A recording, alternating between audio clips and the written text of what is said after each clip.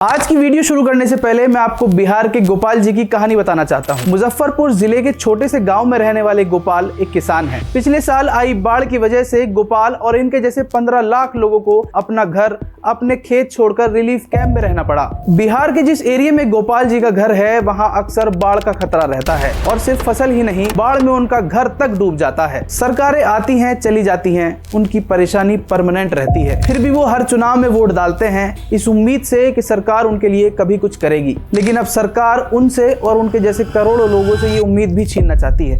हमारे देश को दुनिया की सबसे बड़ी डेमोक्रेसी माना जाता है और इसकी सबसे बड़ी वजह है हमारी चुनाव व्यवस्था। देश में ईमानदारी से चुनाव कराने का जिम्मा जिस ऑर्गेनाइजेशन पर है उसका नाम है चुनाव आयोग। ईमानदारी से चुनाव कराने वाला चुनाव आयोग आज खुद ही कटघरे में खड़ा है। दरअसल इलेक्शन कमीशन बिहार में SIR यानी स्पेशल इंटेंसिव रिवीजन कर रहा है। दरअसल वोटर लिस्ट रिवीजन वो प्रोसेस है जिसमें वोटर्स जिनका नाम लिस्ट में है उनका वेरिफिकेशन किया जाता है। यानी इस प्रोसेस में पता किया जाता है कि जो वोटर लिस्ट में नाम है वो जिंदा है या नहीं, लीगल वोटर है या नहीं, और वो जहां वोट डाल रहे हैं वहां के मूल निवासी है या नहीं। अब आप पूछोगे भाई इसमें दिक्कत क्या है, इतना तो सिंपल है, इसमें इतना हंगामा करने की क्या जरूरत है। चलो इसको सिंपल करके समझते हैं। वोटिंग लिस्ट अपडेट करने के दो तरीके होते हैं। एक तो समरी रिवीजन जिसमें पुरानी वोटर लिस्ट को वेरीफाई किया जाता है।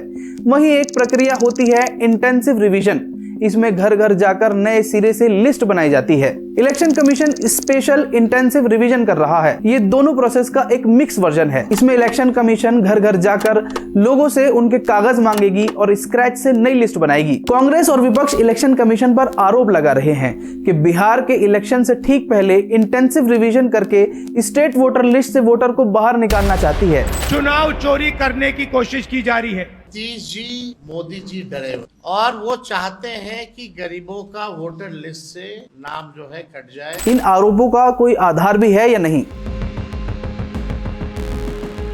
इसमें पहली दिक्कत तो यह है कि इलेक्शन कमीशन जनता से जो 11 डॉक्यूमेंट्स मांग रही है उसमें आधार कार्ड, वोटर ID कार्ड जैसे कॉमन डॉक्यूमेंट नहीं है। आपको याद होगा आधार कार्ड वही डॉक्यूमेंट है जिसको सरकार ने पिछले 1 दशक में इतना इंपॉर्टेंट बना दिया कि बैंक अकाउंट से लेकर मोबाइल तक सब कुछ आधार से लिंक है। जो किसान मजदूर नॉर्थ बिहार के इलाकों में रहते हैं, जिनके घर तक का कोई भरोसा नहीं है, उनके पास ये कागज होंगे या नहीं।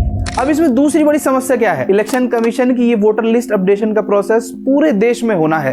इलेक्शन कमीशन ने इस प्रक्रिया को शुरू करने के लिए सबसे पहले बिहार को ही क्यों चुना, जबकि कुछ ही महीनों में बिहार में असेंबली इलेक्शन होने जा रहे हैं, जिससे शक और गहरा होता है। और इसी को लेकर सुप्रीम कोर्ट ने भी इलेक्शन कमीशन से कुछ सवाल पूछे हैं। सुप्रीम कोर्ट ने वोटर लिस्ट रिवीजन को तो नहीं रोका, लेकिन इलेक्शन कमीशन से सीधे सवाल पूछे, जैसे बिहार को ही क्यों चुना गया जहां इलेक्शन इतने करीब हैं, और क्या समय रहते ये प्रक्रिया पूरी हो पाएगी? जिनका नाम इस वेरिफिकेशन प्रोसेस से छूट जाएगा क्या उनको दोबारा रिवीजन का मौका मिलेगा या नहीं? साथ ही सुप्रीम कोर्ट ने इलेक्शन कमीशन को आधार कार्ड, राशन कार्ड और वोटर ID कार्ड जैसे डॉक्यूमेंट्स को कंसीडर करने की सलाह दी है। वहीं इलेक्शन कमीशन का कहना है कि ये एक संवैधानिक प्रक्रिया है जो उनकी जिम्मेदारी है ताकि वोटिंग लिस्ट को अपडेट किया जा सके। बिहार में पिछले 25 सालों से ये इंटेंसिव प्रक्रिया नहीं हुई है, जबकि पिछले 25 सालों में बहुत कुछ बदल चुका है। अब ये जिम्मेदारी इलेक्शन कमीशन बिहार से ही क्यों शुरू करना चाहती है, ये तो वो ही जाने। दोस्तों, अपना पर्सनल एक्सपीरियंस बताऊं तो मैं खुद ऐसे लोगों को जानता हूं जो हर इलेक्शन में अपने खुद के खर्चे पर बिहार जाते हैं सिर्फ वोट देने के लिए।